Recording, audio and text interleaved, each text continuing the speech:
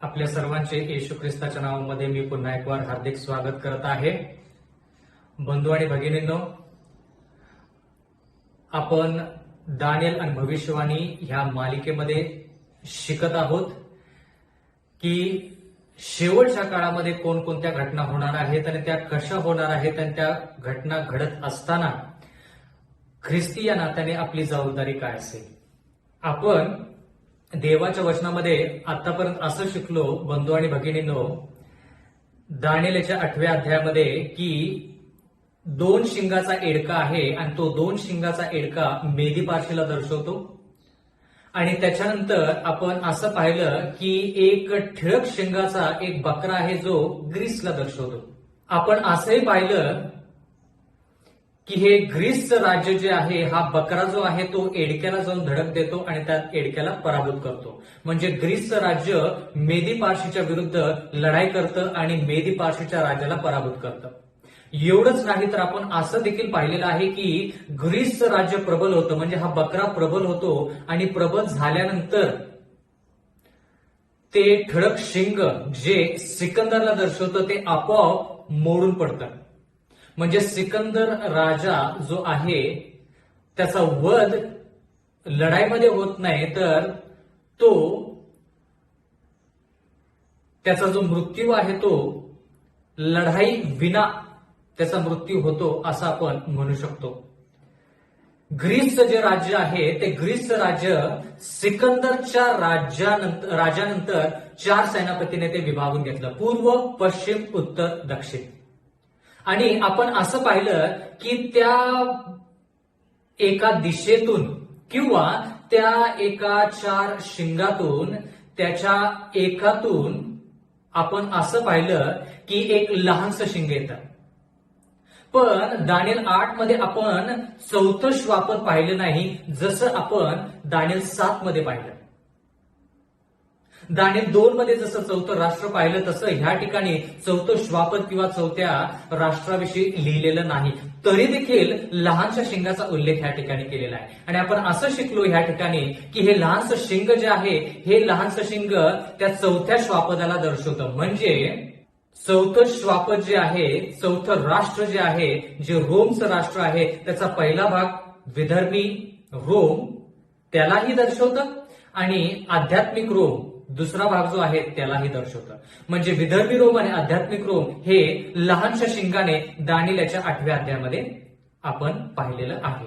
एवढंच नाही तर दानिएलचा 8वा अध्याय आणि 9वं वचन, त्यातल्या एका शिंगातून एक लहानशे शिंग निघाले, त्याची दृष्टी दक्षिणेस, पूर्वेस व वैभवी देशाकडे पराकाष्ठाची झाली. देवाच्या वचनामध्ये आपण स्पष्टरित्या पाहिलेलं आहे. पुन्हा एक वार हा मुद्दा उचलूया आणि पाहूया की हे जे लहानशे शिंग आहे त्याची दृष्टी, त्याची जी आशा आहे, त्याची जी इच्छा आहे, ती इच्छा दक्षिणेस, पूर्वेस व त्या वैभवी देशाकडे पराकाष्ठाची झाली असं देवाचं वचन म्हणतं. म्हणजे त्याला इच्छा होती की दक्षिणेची जी दिशा आहे, दक्षिणेचा जो भाग आहे तो बळकवायचा, मग त्याच्या व्यतिरिक्त पूर्वेचा भाग आणि त्याच्यानंतर त्या वैभवी देशाकडे त्याची नजर फिरली. आता देवाच्या वचनामध्ये वैभवी देश देवाच्या लोकांना म्हटलेलं आहे. देवाचे लोक ज्या ठिकाणी आहेत त्या देशाला, त्या ठिकाणाला वैभवी देश असं म्हटलेलं आहे. ज्यावेळेस लोक मिस्र देशातून कनान देशाकडे जात होते किंवा जाणार होते, त्यावेळेस देवाने त्यांना स्पष्टरित्या सांगितलं की तो देश ज्याच्यामध्ये ते पदार्पण करणार आहे तो वैभवी देश आहे, दुधामधाचा देश आहे. आता दुधामधाचा देश म्हणजे शब्दशः त्या ठिकाणी दूध आणि मध वाहत नाही. दुधामधाचा देश म्हणजे त्या ठिकाणी आशीर्वाद आहे. तो देश जो आहे तो वैभवी देश आहे. तो देश जो आहे तो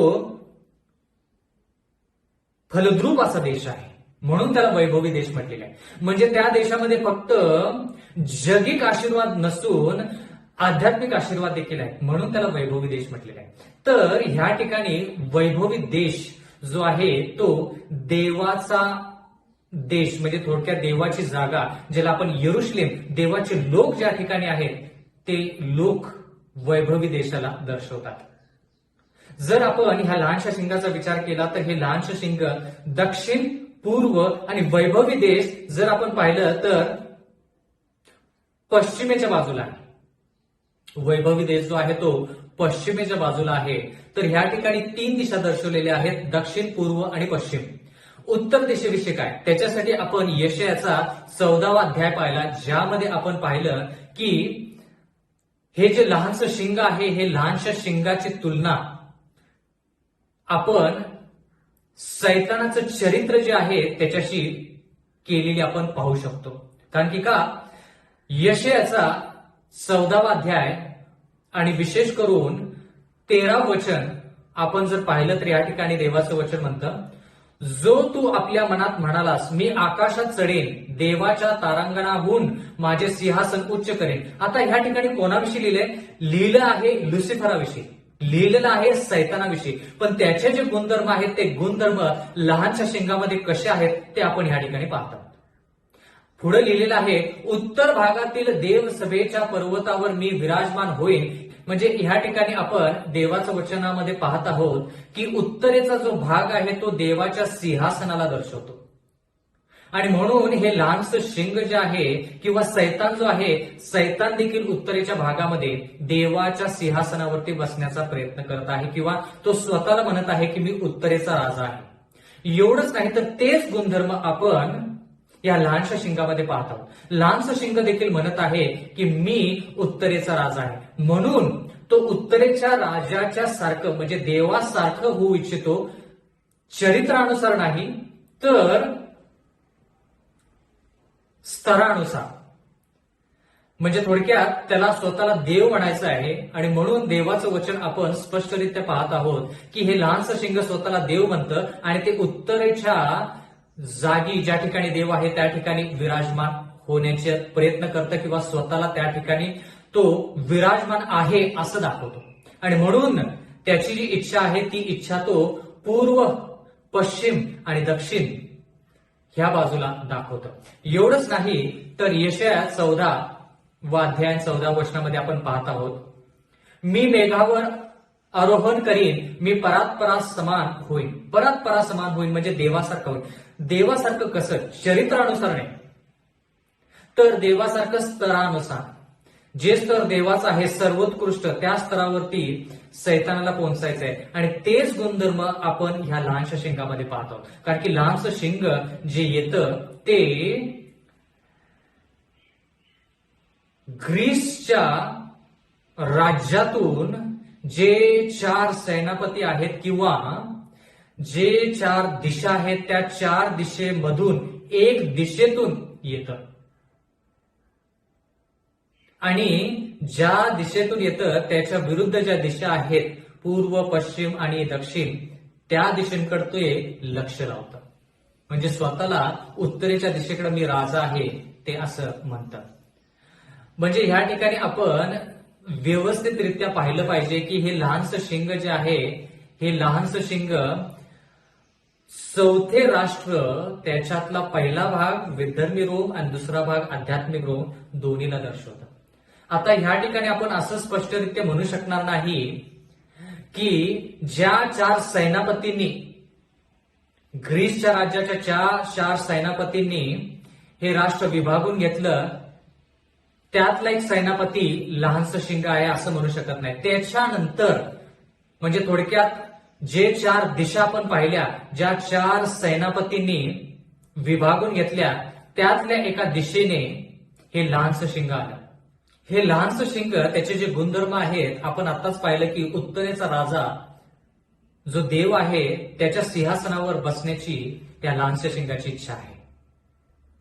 तर त्याच्याविषयी आपण 2 थेसलोनिकरास पत्राचा 2रा अध्याय आणि 3ऱ्या वचनामध्ये पाहत आहोत, कोणत्याही प्रकारे कोणाकडून फसू नका, कारण त्या दिवसाच्या अगोदर विश्वासाचा त्याग होऊन तो पाप पुरुष प्रगट होईल.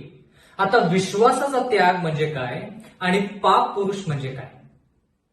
आता पाप पुरुष म्हटलं तर पापी लोक, जर म्हटलं तर पापी लोक सर्वच आहेत. पण या ठिकाणी पाऊल एका विशिष्ट व्यक्तीविषयी बोलत आहे.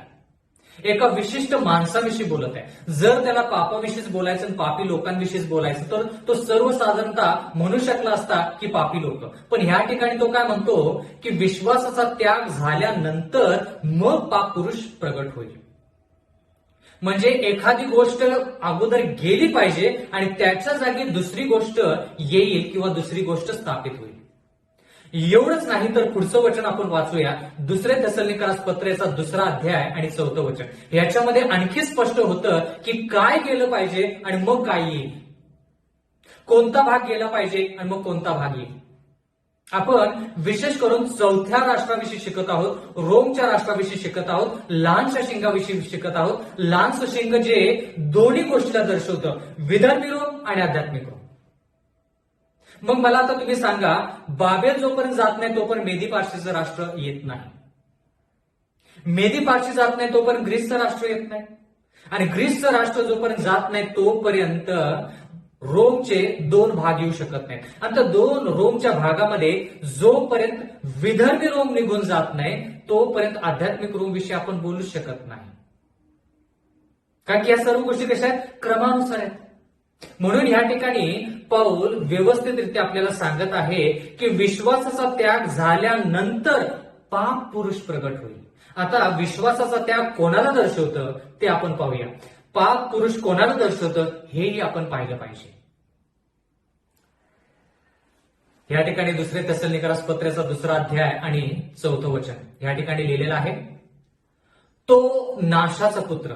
बरं, या ठिकाणी एक विशिष्ट व्यक्तीविषयी लिहिलेलं आहे, तो नाशाचा पुत्र. या ठिकाणी असं लिहिलेलं नाही की पापी लोक. तो म्हटल्यानंतर कसं विशिष्ट. आपण म्हणतो ना कधी कधी की ह्या व्यक्तीनं माझ्यासाठी आयुष्यामध्ये चांगलं कार्य केलं. ह्या व्यक्तीनं म्हणजे विशिष्ट व्यक्तीविषयी आपण बोलत आहोत. आता जर बंधू आणि भगिनींनो, पुढे जाण्या अगोदर जर आपण हे जे चित्र आहे जे तुमच्या समोर आहे ते चित्र जर तुम्ही पाहिलं तर त्या ठिकाणी आपण लहानसं शिंग पाहत आहोत. आणि ते लहानसं शिंग जे आहे त्याचं जे चित्रीकरण केलेलं आहे ते चित्रीकरण मनुष्याच्या चेहऱ्यासारखं आहे. कारण की आपण बंधू आणि भगिनींनो पाहिलेलं आहे दानिएल 7 मध्ये की त्याला मोठमोठे बोलणारे तोंड आहे. बरोबर ते चित्र तुमच्या समोर आहे. एवढंच नाही तर आपण हेही शिकलो की त्या लहानशा शिंगाला मनुष्यासारखे डोळे आहेत आणि त्याच गोष्टी आपण त्या ठिकाणी पाहत आहोत.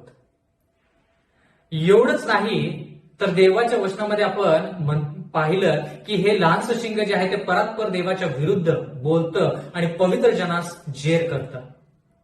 आता ज्यावेळेस दानिएलच्या 7व्या अध्यायामध्ये आपण लहानसं शिंग पाहिलं तर ते लहानसं शिंग आध्यात्मिक रोम म्हणजे 4थ्या राज्याचा 2रा भाग असं आपण पाहिलं. पण ज्यावेळेस आपण दानिएल 8 शिकत आहोत ते लहान शिंग दोन्ही विधर्मी आणि आध्यात्मिक रोम दोन्हीला मिळून त्या ठिकाणी सांगितलेलं आहे असं आपण पाहत आहोत. आता दुसरे थेसलोनिकरास पत्रेचा 2रा अध्याय 4थं वचन ह्या ठिकाणी देवाचं वचन म्हणतं, तो नाशाचा पुत्र, विरोधी व ज्याला देव किंवा भजनीय म्हणून म्हणतात त्या सर्वापेक्षा स्वतःला उंच करणारा म्हणजे मी देव आहे असे स्वतःचे प्रदर्शन करत देवाच्या मंदिरात बसणारा असा आहे. म्हणजे बघा आता किती स्पष्ट. म्हणजे पाऊल देखील या ठिकाणी जाणून घेत आहे, त्याला देखील कळून चुकलेलं आहे की नाशाचा पुत्र कोण आहे. पण जर आपण 3ऱ्या वचनामध्ये पाहिलं तर त्या ठिकाणी आपण वाचलेलं आहे की विश्वासाचा त्याग होऊन पाप पुरुष प्रगट झाला पाहिजे. म्हणजे पहिला विश्वासाचा त्याग झाला पाहिजे आणि मग पाप पुरुष प्रगट झाला पाहिजे. म्हणजे बंधू आणि भगिनींनो, या ठिकाणी आपण असं पाहत आहोत की जोपर्यंत विश्वासाचा त्याग होत नाही तोपर्यंत पाप पुरुष प्रगट होत नाही. आणि त्या पाप पुरुषाला ह्या ठिकाणी पौल 4थ्या वचनामध्ये म्हणतो तो नाशाचा पुत्र. म्हणजे जो नाश करतो त्याला नाशाचा पुत्र असं म्हटलेलं आहे. कारण की हे राज्य जे आहे लहानसं शिंग स्वतःला उत्तरेच्या दिशेला आहे असं म्हणतं. आणि आपण यशामध्ये पाहिलं की तो म्हणतो की मी उत्तर भागाच्या सिंहासनावर ज्या ठिकाणी देव आहे त्या ठिकाणी मी विराजमान होईल. म्हणजे तोच संदर्भ आपण पौल कसं मांडत आहे ते आपण पाहत आहोत. म्हणजे पौल ह्या ठिकाणी थोडक्यात सांगत आहे की विश्वासाचा त्याग म्हणजे विधर्मी रोम.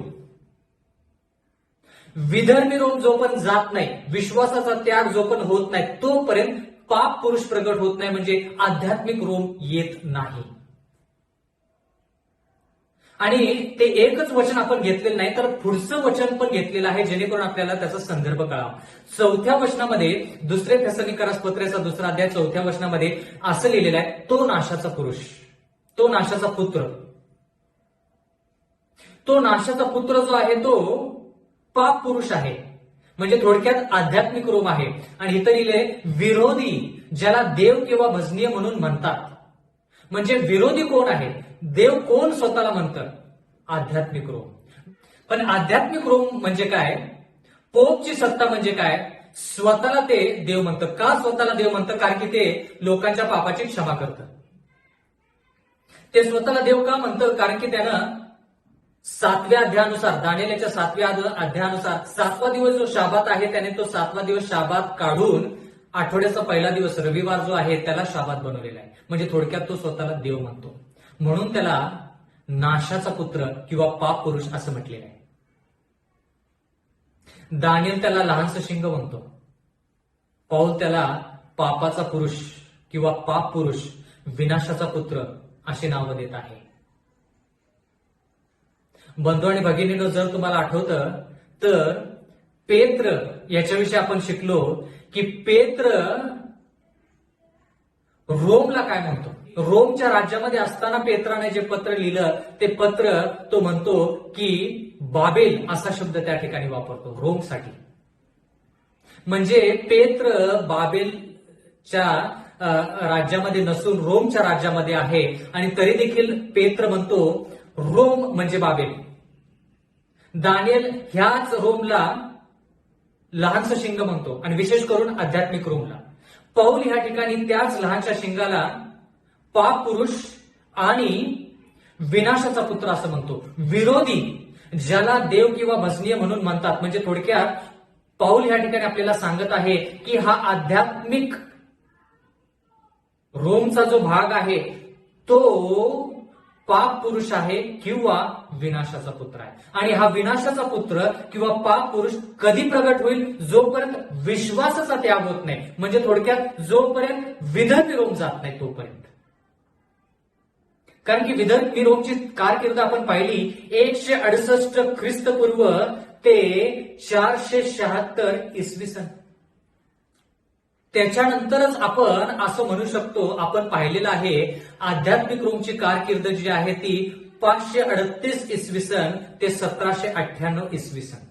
एवढंच नाही तर आपण हेही पाहिलेलं आहे 1798 इसवी सनच्या नंतर न्याय सुरू होतो. दानिएल 7 अनुसार त्या लहानसं शिंग दानिएल पाहतच असतो. त्याच्यानंतर न्यायसभा भरली हे दृश्य दानिएलाला दाखवण्यात आलं. म्हणजे त्या न्यायसभेच्या वेळेस देखील हे लहानसं शिंग परत सत्तेमध्ये येतं, आणि म्हणून त्याला आता विनाशाचा पुत्र असं म्हटलेलं आहे, नाशाचा पुत्र. या ठिकाणी असं लिहिलेलं आहे, ज्याला देव किंवा भजनीय म्हणून म्हणतात त्या सर्वापेक्षा स्वतःला उंच करणारा म्हणजे मी देव आहे. म्हणजे हेच आपण यशामध्ये पाहिलं, हेच आपण दानिएल 7 मध्ये पाहिलं. स्वतःला देव म्हणजे म्हणतो, हे कोण म्हणतं? आध्यात्मिक रोम, पोप. असे स्वतःचे प्रदर्शन करत देवाच्या मंदिरात बसणारा असा आहे. आता देवाच्या मंदिरात बसणारा म्हणजे काय? शब्दशः सैतान ज्याला देवाच्या उत्तरेच्या आसनावरती बसायचं आहे, शब्दशः तो देवाच्या आसनावरती बसलेला आहे का? देवाचं आसन कुठे आहे? बंधू आणि भगिनींनो, जर तुम्ही पौलाच्या पत्रामध्ये वाचलं तर देव म्हणतो आपलं शरीर जे आहे हे देवाचं मंदिर आहे. जर आपलं शरीर जर देवाचं मंदिर आहे तर आपलं अंतःकरण देवाचं आसन आहे. आणि जर आपलं शरीर देवाचं मंदिर आहे तर आणि आपलं अंतकरण जर देवाचं आसन आहे आणि त्या ठिकाणी जर देव आहे तर ती जागा कोण घेऊ इच्छितो? देवाच्या वचनानुसार देवाच्या वचनामध्ये लिहिले असे स्वतःचे प्रदर्शन करीत देवाच्या मंदिरात बसणारा. आता देवाच्या मंदिरामध्ये बसणारा म्हणजे काय? सैतान किंवा थोडक्यात हे लहानसं शिंग जे आहे, रोम जे आहे, आध्यात्मिक रोम जे आहे, पोपची जी सत्ता आहे, पोप स्वतःला आपल्या शरीरामध्ये म्हणजे थोडक्यात आपलं आसन म्हणजे थोडक्यात आपलं अंतकरण जे आहे, जे आसन देवाचं आहे त्याच्यावरती बसण्याचा प्रयत्न करत आहे. म्हणजे थोडक्यात त्याला आपल्या मनावरती आपल्या अंतकरणावरती अधिकार दाखवायचा आहे. आपल्या मनावरती अधिकार कोण दाखवू शकतं? फक्त देव. आणि देवाच्या छत्रछायेखाली देवाच्या इच्छानुसार बाकीचे लोक. पण ह्या ठिकाणी देवाचं वचन म्हणतं, बंधू आणि भगिनी, फार महत्वाचा मुद्दा आहे की हे जे लहानसं शिंग आहे ना, हे लहानसं शिंग ह्या जगामध्ये जितके लोक आहेत त्यांच्या अंतकरणामध्ये घर करून बसण्याचा प्रयत्न करत आहे. म्हणजे ह्याच्या इच्छानुसार सगळं झालं पाहिजे असं हे लहानसं शिंग करतं. आता पुढे वाचूया. दुसरे तेसलोनिकरास पत्र याचा 2 अध्याय 5 वचन. मी तुमच्या बरोबर असताना हे तुम्हाला सांगत असे ह्याची तुम्हाला आठवण नाही काय? म्हणजे पावलाच्या वेळेसच देखील हे वचन पावलानं कोणाला सांगितलं? त्याच्या काळातल्या लोकांना. म्हणजे थोडक्यात आध्यात्मिक रोमचे जे गुणधर्म आहेत तेच विधर्मी रोम मध्ये पण आहे. म्हणून 8व्या अध्यायामध्ये आपण विधर्मी रोम आणि आध्यात्मिक रोम ह्या दोन्ही गोष्टी एकत्र पाहत आहोत. आता पाऊल ज्या काळामध्ये ह्या गोष्टी सांगत आहे त्या काळामध्ये विधर्मी रोमची सत्ता होती. मग त्या ठिकाणी देखील तो विनाशाचा पुत्र आहे असं सांगत आहे. म्हणजे थोडक्यात त्यावेळेस जरी विनाशाचा पुत्र आला नसला, पाप पुरुष प्रकट झाला नसला, तरी देखील पाऊल काय म्हणतो? विश्वासाचा त्याग निघून गेला, विश्वासाचा त्याग झाला की मग पाप पुरुष प्रकट होईल. तर विश्वासाचा त्याग म्हणजे विधर्मी रोम आणि पाप पुरुष किंवा नाशाचा पुत्र म्हणजे आध्यात्मिक रोम. हा भाग फार महत्वाचा. दुसरे तेसलोनिकरास पत्रेचा 2 अध्याय 6 वचन. त्याने नेमलेल्या समयीच प्रगट व्हावे, अन्य वेळी होऊ नये म्हणून जे आता प्रतिबंध करत आहे ते तुम्हाला ठाऊक आहे. आता पाऊल त्याच्या काळामध्ये सांगत आहे की सध्या एक अशी गोष्ट आहे जी गोष्ट ह्या पाप पुरुषाला प्रगट होऊ नये म्हणून प्रतिबंध करत आहे, विनाशाचा पुत्र प्रगट होऊ नये म्हणून प्रतिबंध करत आहे, अशी एक गोष्ट आहे असं पाऊल म्हणतो. आता या ठिकाणी त्याने नेमलेल्या समयीच प्रगट व्हावे म्हणजे पाप पुरुष कधी प्रगट होईल? त्याने नेमलेल्या समयी तो प्रगट होईल. त्याने नेमून दिलेल्या काळामध्ये, त्याने नेमून दिलेल्या वेळेमध्येच तो नाशाचा पुत्र प्रगट होईल म्हणजे आध्यात्मिक रोम येईल. त्याच्या नेमलेल्या वेळेमध्येच आध्यात्मिक रोम येईल म्हणजे रोमचा दुसरा भाग येईल. पण तो यायच्या अगोदर एक जी गोष्ट आहे ती त्याला प्रतिबंध करत आहे, अडवून धरत आहे की तू आता येऊ नको, थांब, अजून जरा थांब, तुझी वेळ आल्यानंतर तू ये. मग ती अडवणूक जे करत आहे, प्रतिबंध जे राष्ट्र करत आहे ते कोणतं राष्ट्र? या ठिकाणी त्याने नेमलेल्या समयीच प्रगट व्हावे, अन्य वेळी होऊ नये म्हणून जे आता, बघा पाऊल काय म्हणतो, जे आता प्रतिबंध करत आहे ते तुम्हाला ठाऊक आहे. म्हणजे त्या ठिकाणी रोम होतं, पण कोणतं रोम? विधर्मी रोम. म्हणजे विधर्मी रोम आध्यात्मिक रोमला प्रतिबंध करत होतं की तू आता येऊ नको. मी 168 ख्रिस्तपूर्व पासून 476 इसवी सन पर्यंत मी आहे, माझ्यानंतर तू ये.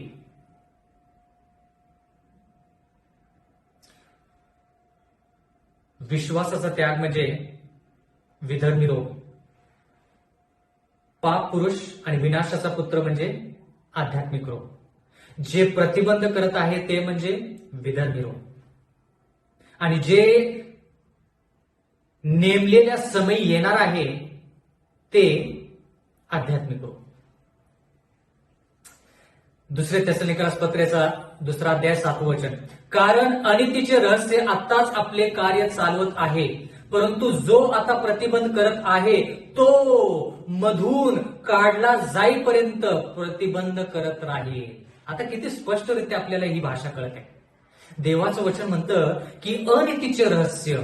आता पाऊल ह्याच विनाशाच्या पुत्राला किंवा नाशाच्या पुत्राला, ह्याच पाप पुरुषाला आता अनितीचे रहस्य असं सांगत आहे. 2-2, 3-3 नाव. देवाच्या वचनामध्ये प्रगटीकरण ह्या पुस्तकामध्ये योहानाने सैतानाला वेगवेगळी नावं दिली.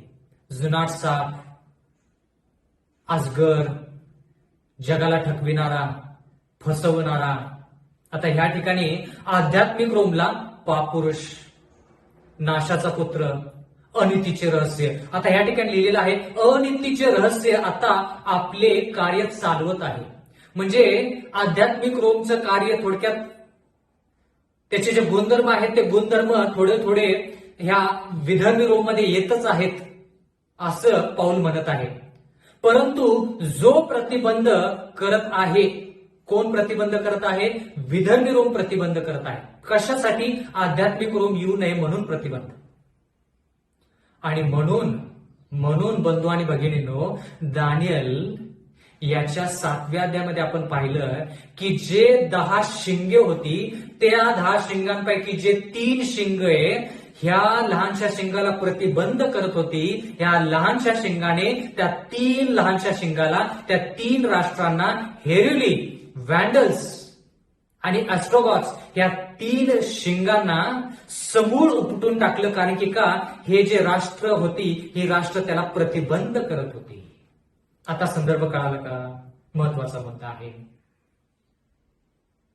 म्हणजे पुढं पाठीमागं दानिएल 7 मध्ये पण जायचं, दानिएल 2 मध्ये पण, दानिएल 8 मध्ये पण, म्हणजे सर्व गोष्टी आपल्याला व्यवस्थित कळतील. आणि या ठिकाणी असं लिहिले परंतु जो आता प्रतिबंध करत आहे, आता म्हणजे कोण? विधर्मी पाऊलच्या काळात. परंतु जो आता प्रतिबंध करत आहे तो मधून काढला जाईपर्यंत प्रतिबंध करत राहील. म्हणजे विधर्मी रोम जे आहे ते जोपर्यंत जात नाही तोपर्यंत आध्यात्मिक रोम येऊ शकत नाही. देवाच्या वचनामध्ये लिहिलंय 2 तेसलोनिकरास पत्र याचा 2 अध्याय आणि 8वं वचन. मग तो अनितिमान पुरुष प्रगट होईल. मग तो अनितिमान पुरुष. आता पुरुष, पाप पुरुष, नाशाचा पुत्र, अनितिमान पुरुष. म्हणजे आध्यात्मिक रोमला किती नावं दिलेली आहेत. आणि तेही एका अध्यायामध्ये, पाऊलाच्या पत्रामध्ये एका अध्यायामध्ये किती नावं? पाप पुरुष, नाशाचा पुत्र, अनितीचे रहस्य. मग या ठिकाणी अनितिमान पुरुष. या ठिकाणी देवाचं वचन म्हणतं मग तो अनितिमान पुरुष प्रगट होईल. कधी? ज्यावेळेस विश्वासाचा त्याग केला जाईल, विधर्मी रोम निघून जाईल, जे प्रतिबंधक आहे ते निघून गेल्यानंतर अनितिमान पुरुष प्रगट होईल. त्याला प्रभू येशू आपल्या मुखातील श्वासाने मारून टाकेल. कधी मारून टाकेल? दानिएल 7 प्रमाणे प्रभू येशू ख्रिस्त ह्या अनितिमान पुरुषाला, पाप पुरुषाला, अनितीचे रहस्य जे आहे त्याला, नाशाच्या पुत्राला कधी मारून टाकेल किंवा त्याचा नाश करेल? ज्यावेळेस न्यायसभा निघून जाईल, न्यायसभा पूर्ण होईल, न्याय संपेल, त्यानंतर आपण दानिएल 7 मध्ये पाहिलं की त्याचं राज्य काढून घेण्यात येईल आणि त्याला नष्ट केलं जाईल.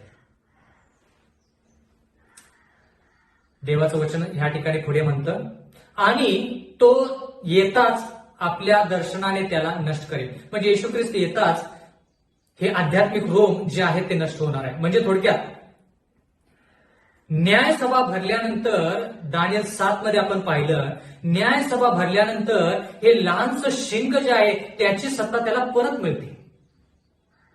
म्हणजे 538 इसवी सन पासून 1798 इसवी सन पर्यंत लहानसं शिंग कार्यरत असतं. त्याच्यानंतर त्या लहानशा शिंगाची सत्ता काढून घेण्यात येते थोड्या काळासाठी.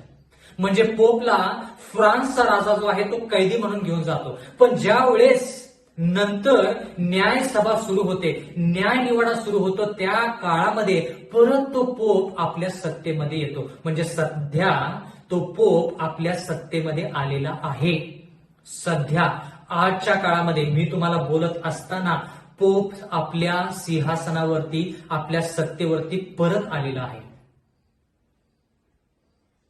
आणि देवाचं वचन म्हणतं की आता जो न्यायनिवाडा सुरू झालेला आहे त्याच्याविषयी आपण नक्कीच दानिएल 8 आणि 9 मध्ये शिकणार आहोत. देवाचं वचन म्हणतं की त्या राष्ट्राचा देखील न्यायनिवाडा होईल, पूर्ण जगाचा न्यायनिवाडा होईल आणि येशू ख्रिस्त ज्यावेळेस येईल त्यावेळेस या राष्ट्राचा समूळ नाश होईल. परत एकदा, आपण लोकांच्या विरोधात नाही.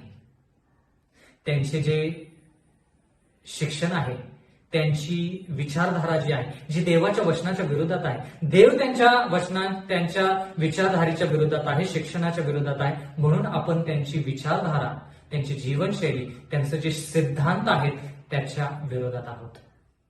बंधू आणि भगिनींनो, दानिएल याचा 8वा अध्याय आणि 10वं वचन. त्याची वृद्धी आकाश गणापर्यंत होऊन त्या गणांपैकी व त्या ताऱ्यांपैकी काहींना त्याने जमिनीवर पाडून तुडवले. म्हणजे लहानशा शिंगाविषयी पाहायचं चाललंय आणि विशेष करून विधर्मी रोम आणि आध्यात्मिक रोम जे एकाच लहान शिंगाने दर्शवलेलं आहे दानिएल 8 मध्ये, त्याच्याविषयी आपण शिकत आहोत. देवाचं वचन म्हणतं की आकाशाच्या गणापर्यंत त्याची मजल गेली आणि देवाचं वचन म्हणतं की ताऱ्यांपैकी काही ताऱ्यांना त्याने जमिनीवरती पाडून तुडवले. एवढंच नाही, दानिएल 8:11 मध्ये पाहूया. एवढेच नव्हे तर त्या गणाच्या अधिपती बरोबर तो स्पर्धा करू लागला. आता गणाचा अधिपती म्हणजे कोण? जर आपण गणाचा अधिपती हे जर पाहिलं तर अधिपती हे येशू ख्रिस्ताला दर्शवलेलं आहे आणि अधिपती हे सैतानाला पण दर्शवलेलं आहे. अंधकाराचा अधिपती जर पाहिलं तर तो सैतान आहे, पण प्रकाशाचा अधिपती जो आहे तो देव येशू ख्रिस्त आहे. म्हणजे थोडक्यात ह्या ठिकाणी सैतानाच्या विरुद्ध कधीच लढणार नाही. लहानसं शिंग जे सैतानाने प्रेरित झालेलं आहे ते सैतानाच्या विरुद्ध कधीच लढणार नाही. म्हणून ह्या ठिकाणी गणाचा अधिपती जो आहे तो येशू ख्रिस्त आहे. तर रोमने येशू ख्रिस्ताबरोबर लढाई कशी केली किंवा स्पर्धा कशी केली? म्हणजे थोडक्यात येशू ख्रिस्त ह्या भूतलावरती रोमच्या पहिल्या भागामध्ये ज्यावेळेस जन्माला आला, विधर्मी रोमच्या काळामध्ये ज्यावेळेस जन्माला आला, 168 ख्रिस्तपूर्व ते 476 इसवी सन पर्यंत विधर्मी रोम जे आहे त्या काळामध्ये येशू ख्रिस्त ज्यावेळेस जन्माला आला त्यावेळेस तो यहुदांचा राजा असं लोक त्याला म्हणायचे. मग ज्यावेळेस यहुदाचा राजा हे हेरोद राजाने ऐकलं त्यावेळेस हेरोद राजा म्हणाला की कोण असा जन्माला आलेला आहे बेथलेम मध्ये जो स्वतःला राजा म्हणत आहे? कारण की ते 3 ज्ञानी पुरुष जे येशू ख्रिस्ताच्या जन्माच्या वेळेस त्याला शोधत आले आणि तो तारा जो होता तो तारा त्यांना मार्गदर्शन करत होता. तर त्या ताऱ्याने त्यांना राजाकडे पण नेलं आणि त्या 3 किंवा 2 पेक्षा जास्त जे ज्ञानी पुरुष आहेत त्यांनी राजाला जाऊन ही सुवार्ता सांगितली, आनंदाची बातमी सांगितली की यहुदाचा राजा बेथलेम मध्ये जन्माला आलेला आहे. मग हेरोद राजाने ज्यावेळेस ही बातमी ऐकली तो हेरोद राजा रागावला. कारण की का? तो विधर्मी रोमचा राजा होता. तो म्हणाला की मी ह्या ठिकाणी राजा असताना दुसरा राजा कोण माझ्या समोर जन्माला आलेला आहे? आणि म्हणून ह्या हेरोद राजानं, तुम्हाला आणि मला ही घटना व्यवस्थित माहित आहे की वेळेची बरोबर बेरीज केली आणि 2 वर्षाखालील जे लेकरं होते त्या सर्व लेकरांना नष्ट केलं.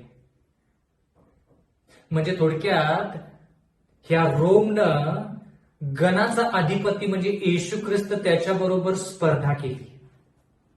आता कळाला का संदर्भ? फार महत्वाचं. एवढेच नव्हे तर त्या गणाच्या अधिपती बरोबर तो स्पर्धा करू लागला.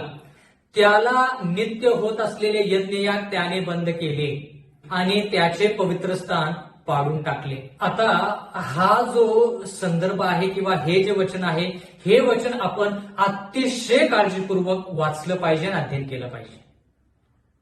तर हे वचन शिकत असताना माझी कळकळीची आणि आग्रहाची विनंती आहे की आपण परत एकदा देवाकडे विनंती करूया जेणेकरून त्याचा पवित्र आत्मा आपल्याला जास्त मदत करेल. आपण प्रार्थना करूया. सर्वसमर्थ जिवंत परमेश्वर देवा, आतापर्यंत जे शिक्षण आहे ते शिक्षण तू आम्हाला व्यवस्थित सांगितलेलं आहे, समजावून दिलेलं आहेस. हे जे वचन आम्ही शिकत आहोत विशेष करून दानिएल 8:11 दानिएल 8:13, दानिएल 8:14 ही जी वचनं आहेत जी अतिशय महत्वाची आहेत, हे समजण्यासाठी आम्हाला विशिष्ट बुद्धी, ज्ञान आणि चातुर्यपूर्व पवित्र आत्म्याने आमच्या अंतःकरणामध्ये कार्य करावं असं होऊ दे. लक्ष लागण्यासाठी, मन एकाग्र करण्यासाठी आम्हाला मदत कर. नम्र विनंती येशूच्या नावात मागतो, म्हणून तो ऐक.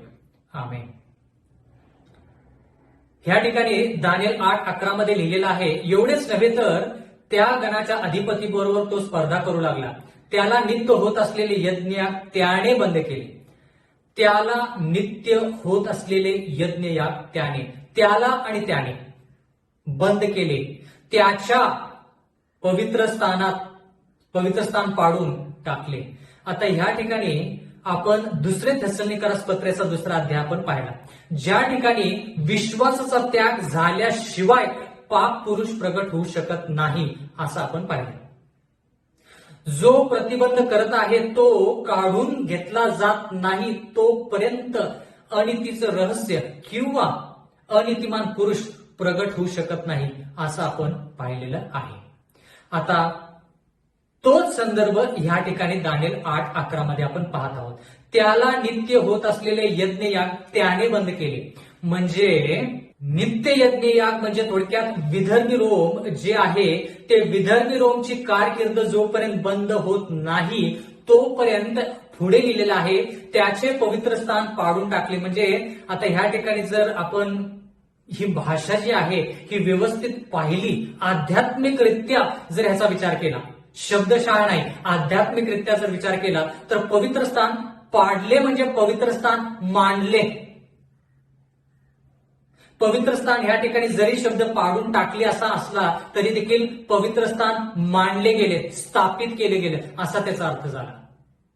कारण की का ह्या ठिकाणी असं लिहिले, नित्य होत असलेले यज्ञयाग बंद केले. म्हणजे विधर्मी रोम ची जी सत्ता आहे, नित्य यज्ञयाग, नित्य यज्ञयाग हा जो शब्द आहे हा नित्य, जरी नित्य शब्द वारंवार ह्या गोष्टीला दर्शवतो, सारखं या गोष्टीला दर्शवतो तरी ह्या ठिकाणी लिहिलेलं आहे नित्य होत असलेले यज्ञयाग त्याने बंद केले. कुणी बंद केले? म्हणजे आध्यात्मिक रोमनं विधर्मी रोमची जी सत्ता आहे ती काढून घेतली किंवा त्याला पराभूत केलं किंवा त्याची जागा स्वतः घेतली. आणि पुढे लिहिलेलं आहे आणि त्याचे पवित्र स्थान पाडून टाकले. आता पवित्र स्थान विधर्मी रोमचे तर नव्हते, कारण की विधर्मी रोम म्हणजे काय, त्या ठिकाणी येशू ख्रिस्त नाही, त्या ठिकाणी जिवंत देव नाही, त्या ठिकाणी मूर्तीपूजा. आणि पौलाने विधर्मी रोमच्या काळामध्ये मूर्तीपूजेविषयी खूप काय आपल्याला सांगितलेलं आहे त्याच्या पत्रांमध्ये. तर त्या ठिकाणी पवित्र स्थान हे कोणाच आहे?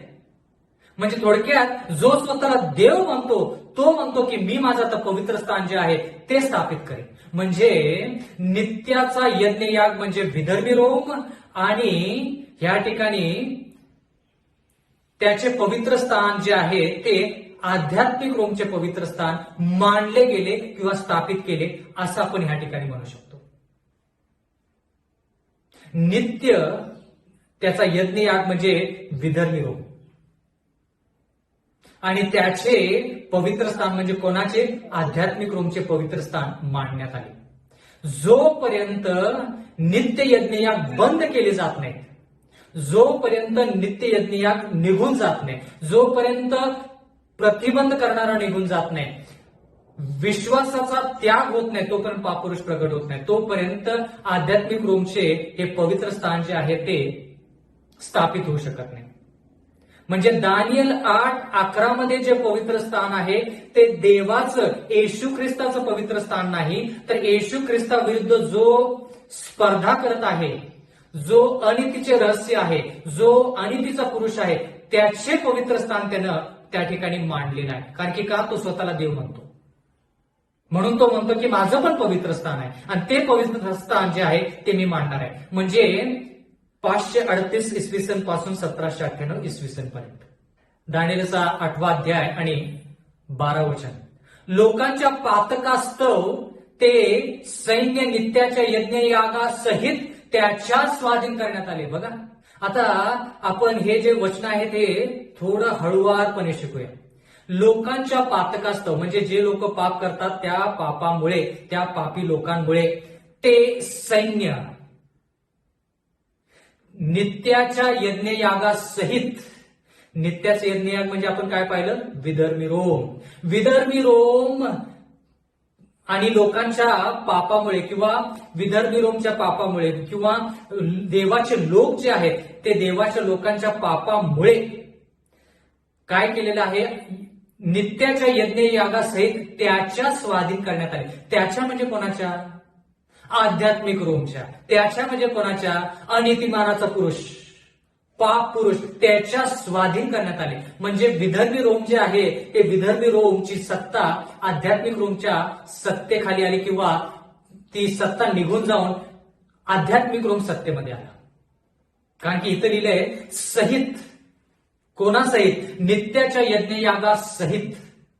एवढंच नाही तर देवाचं वचन म्हणतं लोकांच्या पातकास्तव ते सैन्य नित्याच्या यज्ञयागासहित त्याच्या स्वाधीन करण्यात आले. कोणाच्या स्वाधीन, आध्यात्मिक रोमच्या स्वाधीन. पोपच्या सत्तेखाली हे विधर्मी रोम जे आहे ते निघून गेलं किंवा त्याची सत्ता काढून घेण्यात आली. आणि कोणाचं पवित्र स्थान मांडण्यात आलं, आध्यात्मिक रोमचं किंवा पोपचं पवित्र स्थान मांडण्यात आलं, ज्याला आपण रोमन कॅथलिक मंडळी असं थोडक्यात म्हणतो. असं लिहिले आता पुढे दानिएल 8:12 मध्ये, त्याने सत्य मातीस मिळवले. आता कोणी सत्य मातीस मिळवले, विधर्मी रोमनं की आध्यात्मिक रोमनं? विधर्मी रोमनं जरी सत्य मातीस मिळवले असलं तरी देखील, येशू ख्रिस्ताला आणि त्याच्या प्रेषितांना जरी जीवे मारला असलं तरी देखील, आध्यात्मिक रोमनं जसं सत्य धुळीस मिळवलं, मातीस मिळवलं, तसं कोणत्याही राष्ट्रानं तेवढी बाधा देवाच्या विरुद्ध केली नाही. त्याने सत्य, त्याने म्हणजे आध्यात्मिक रोमने सत्य मातीस मिळवले, त्याने आपला मनोरथ सिद्धीस नेला. त्याने म्हणजे आध्यात्मिक रोम, आध्यात्मिक रोमने आपले मनोरथ सिद्धीस नेले असं देवाचं वचन म्हणतं. आणि देवाच्या वचनामध्ये आतापर्यंत आपण असं पाहिलेलं आहे की विधर्मी रोमची जी सत्ता आहे ती काढून घेतली गेली की मग पाप पुरुष प्रगट होतो आणि तो त्याचं पवित्र स्थान जे आहे ते पवित्र स्थान मांडतो. जरी ह्या ठिकाणी शब्द पाडून टाकले आला असला तरी देखील त्याचा खरा अर्थ असा आहे की ते पवित्र स्थान स्थापित होतं. पवित्र स्थान का शब्द वापरलाय, कारण की हे लहानसं शिंग स्वतःला देव म्हणतं. देव म्हणतं म्हणजे देवाच्या आसनावरती बसण्याचा प्रयत्न करतं आणि स्वतःला देव म्हणतं. का, कारण की आपलं शरीर जे आहे ते देवाचं मंदिर आहे, आपलं अंतकरण जे आहे ते देवाचं आसन आहे. त्या अंतकरणावरती हे लहानसं शिंग बसू इच्छितं आणि पूर्ण आपलं जे आयुष्य आहे ते आयुष्यावरती अधिकार दाखवू इच्छितं. म्हणून त्याचं पवित्र स्थान मांडण्यात आलं असं आपण आतापर्यंत पाहिलेलं आहे. बंधू आणि भगिनींनो, महत्वाची वचनं आपण शिकलेलो आहोत, शिकत आहोत. ह्याच्यामध्ये आणखी जास्त आपल्याला शिकायचं आहे आणि हे जास्त वचनं जर शिकायचे आहेत, पुढचा अध्याय आपल्याला पूर्ण करायचा असेल तर आपण कृपा करून माझ्यासंती येणाऱ्या दिवसामध्ये स्वतःला देवासंती, या वचनासंती आपण स्वतःला जोडूया आणि दानिएलचा जो अभ्यास आहे तो आपण पुढे चालूया. देव आपला सर्वांस आशीर्वाद देव. आपण प्रार्थना करूया. स्वर्गातील जिवंत परमेश्वर देवा, उपकार मानतो आजच्या संधीबद्दल. मागत आहोत परमेश्वरा, ह्या ज्या गोष्टी आम्ही शिकत आहोत ह्या दैनंदिन जीवनामध्ये आम्ही जरी वापरत नसलो तरी आम्ही ह्या इतरांपर्यंत पोहोचवाव्या, जेणेकरून ह्या सर्व गोष्टी आमच्या लक्षामध्ये राहतील आणि त्याच्यावरती अध्ययन करून परमेश्वरा आम्ही सार्वकालिक जीवनाची वाटचाल करू, असंच होऊ दे. मागत आहोत जे लोक हे वचन शिकत आहेत, ज्या लोकांना हे वचन कठीण जात आहे समजण्यासाठी, त्यांना पवित्र आत्मा पुरव परमेश्वरा. आणि जोपर्यंत आम्ही त्या स्वर्गीय राजापर्यंत, स्वर्गीय राजामध्ये पोहोचत नाही तोपर्यंत परमेश्वरा तो आम्हाला मदत कर, आम्हाला सहाय्य कर. लीन नम्र अंतकरण दे परमेश्वरा. आमच्यामध्ये कोणत्याही प्रकारचा द्वेष नसावा, ईर्ष्या नसावी, कोणताही स्वार्थ नसावा, तर लीन नम्र अंतकरणाने आम्हाला सर्व या गोष्टी शिकव. इथून पुढची वेळ आमचं सर्वस्व आम्ही तुझ्या हाती सोपवून देऊन नम्र विनंती येशूच्या नावात मागतो, म्हणून तो ऐक. आमेन.